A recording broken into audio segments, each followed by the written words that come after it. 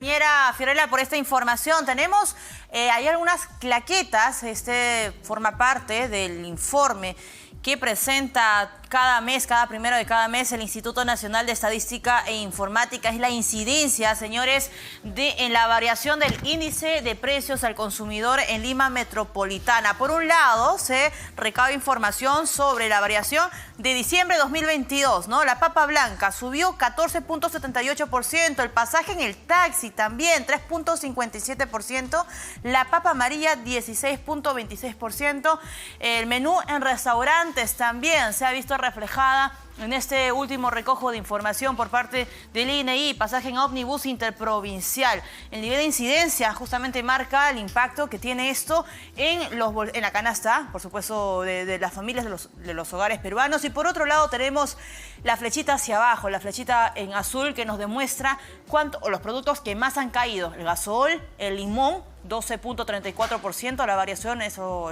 demuestra.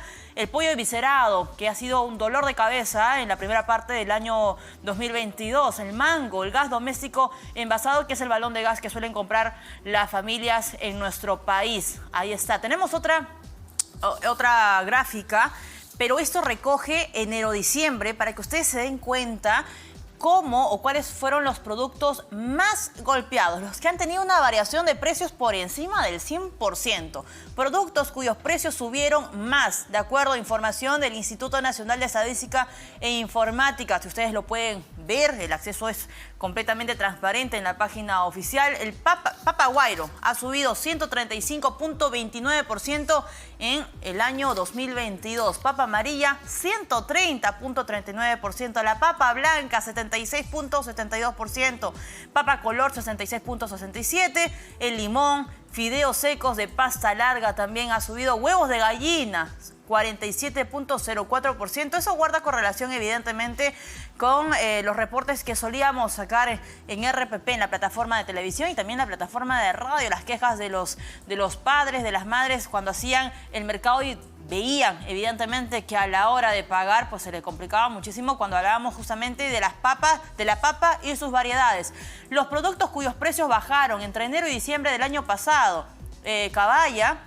Gracias, Ahmed. Equipo telefónico móvil, el gas doméstico envasado, el balón de gas, el jurel también cayó, el gas natural residencial, la cebolla china, el pasaje aéreo nacional y el gas licuado de petróleo vehicular. Ahí están viendo ustedes entonces en pantalla los productos que subieron y que bajaron. Esto a propósito del recojo que hace de todos los años el Instituto Nacional de Estadística e Informática.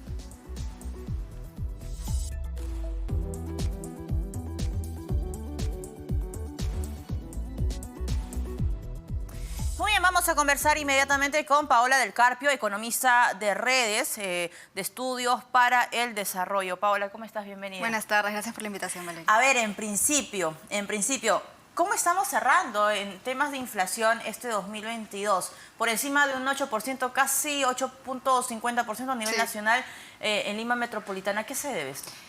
A ver, hemos tenido un impacto sobre los precios un poquito por encima incluso de lo que había calculado el Banco Central en su último reporte de inflación, que calculó que íbamos a cerrar en 8.2.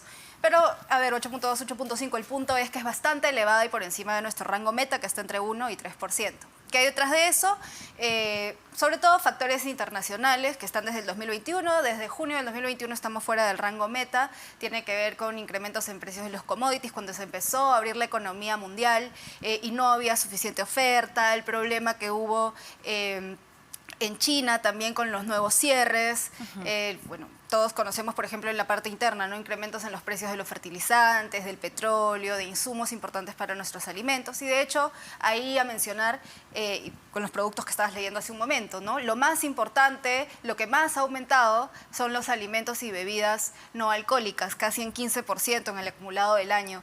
Y lo preocupante detrás de eso es que eso afecta más a las familias más necesitadas. ¿Por qué se suele haber este tipo de relación? ¿No sube los precios en los mercados? Quienes pagan los platos rotos son aquellos hogares con menos ingresos que destinan ¿cuánto en porcentaje de sus ingresos mensual en la compra de alimentos? En la compra de alimentos, los hogares de los quintiles más pobres lamentablemente gastan más o menos, de su gasto es casi entre 50 y 60%, ¿no? Pero si acumulamos eso con transportes y con los gastos de vivienda, que también han tenido incrementos importantes a lo largo del año, es casi el 80% de todo su gasto, ¿no? Entonces, para ellos es un shock bastante importante. Ahora hay que decir que es un shock importante para todos, ¿no? Para ellos más, lamentablemente. Pero nadie se ha salvado, digamos, de este golpe de la inflación, porque ha sido bastante duro, el más alto en bastantes años, como dices. Ahora, muchos se preguntarán, ¿qué entendemos por inflación? ¿Necesariamente una subida de precios? Y la otra pregunta, Paola, es ¿hasta qué punto la inflación es mala para un país? Porque el BCR establece que vaya entre un rango de 1 y 3%. ¿Hasta qué punto, digamos, una inflación superior a esta quiebra, digamos, esta estabilidad económica de muchos hogares? A ver, la inflación, ¿qué es? Es un aumento generalizado en los precios en la economía y persistente, ¿no? Es una cosa, nosotros venimos viendo incrementos importantes que ya van por varios meses y, por ejemplo, en este último mes, creo que, o si no para noviembre, si no me equivoco, ya más del 70% de los grupos de la canasta de consumo en general estaban con aumentos de precio de más de 3%.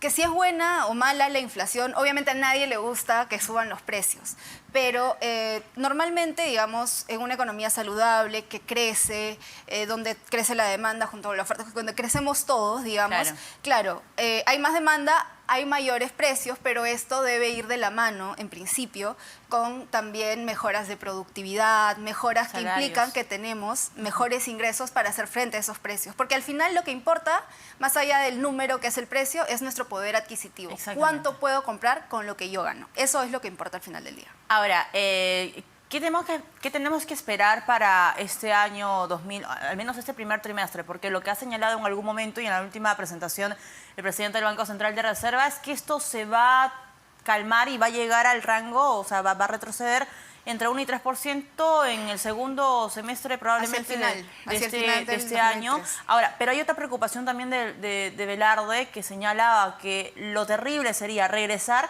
y estancarnos en un 4%. Sí, claro.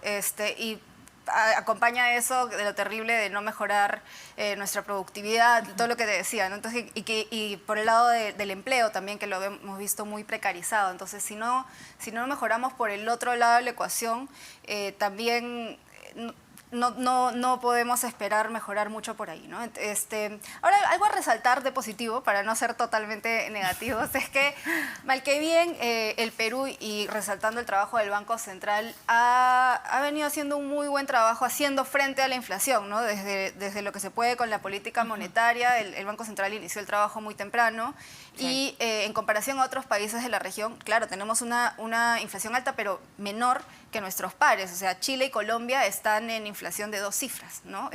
Entonces, hay que tomar en cuenta que este es un fenómeno internacional.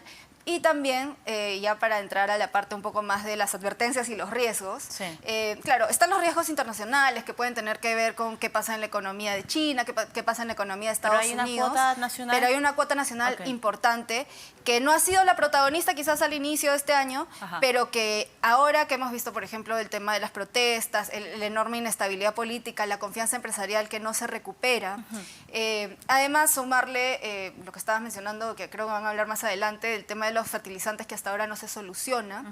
Eso ha tenido también un impacto sobre la intención de siembra.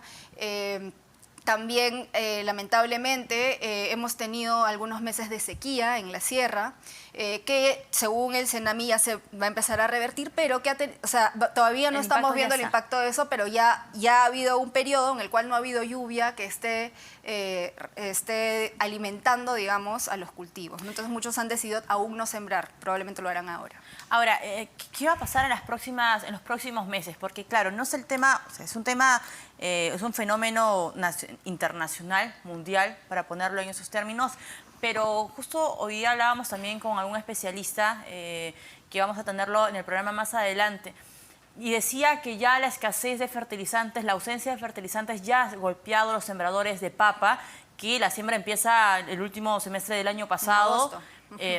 Y evidentemente, al no haber fertilizantes, es menos terreno, menos hectáreas de chacra que se siembran, y por ende este efecto lo vamos a ver este año, este primer trimestre. Claro, lo vamos a ver en diferentes momentos, ¿no? Porque, claro, como dices, la campaña inicia en Entonces agosto, la inflación va a seguir por encima de cuánto. pero vamos a ver qué pasa, porque no quiere decir que las personas no hayan utilizado ningún fertilizante. Muchos han sustituido por otro tipo de fertilizantes que probablemente tenga una menor productividad. Habrá que ver qué significa eso. Por otro lado, muchos han tenido el impacto adicional de la sequía. Entonces vamos a tener que ver en el tiempo cómo eso se traduce, ¿no? Pero algo que creo que una reflexión importante ahí es que el problema de los fertilizantes data de incluso antes de la guerra de Rusia-Ucrania. Ya teníamos información de que iba a haber, de que los precios de los fertilizantes estaban subiendo y no nos movimos como país para hacer algo al respecto, ¿no? O sea, es increíble que un cuarto proceso se caiga y claro, ahora decir ya, ¿para qué otro proceso cuando ya está tan avanzada la campaña? ¿No? Pero tengamos en cuenta cómo se afecta toda una cadena de decisiones. Si yo no tengo seguridad de que voy a tener el fertilizante que más me conviene, quizás no me conviene sembrar y así muchas decisiones se pueden haber dejado de lado o decir lo hago después, ¿no? Ahora, tenemos estas cifras que me llaman mucho la atención. Por encima, a nivel nacional, tenemos una inflación por encima del 8%, pero cuando vemos el desagregado por regiones, vemos regiones que están por encima incluso del promedio nacional. ¿A qué se debe eso, no? ¿Y cuál es el impacto? El impacto imagino que es distinto, una inflación en Lima Metropolitana que en Huancavelica, que en Madre de Dios o que en Cerro de Pasco.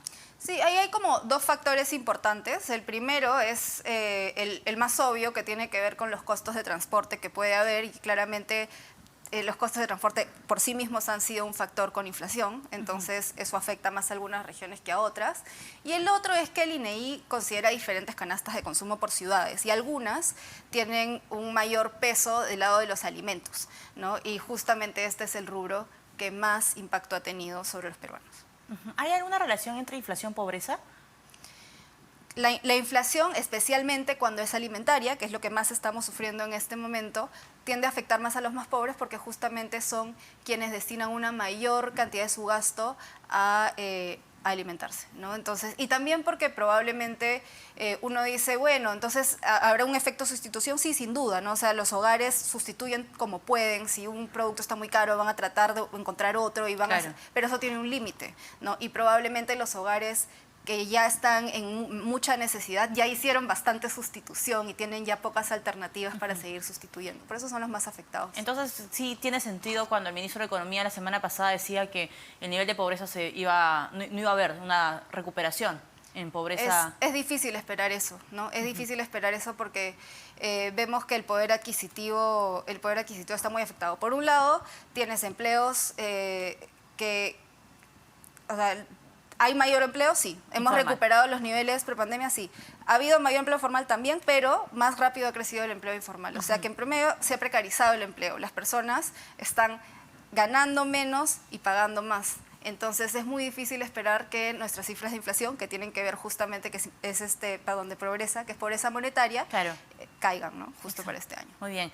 Paola, muchas gracias por acompañarnos. Paola del Carpio, coordinadora de investigación de la Red de Estudios para el Desarrollo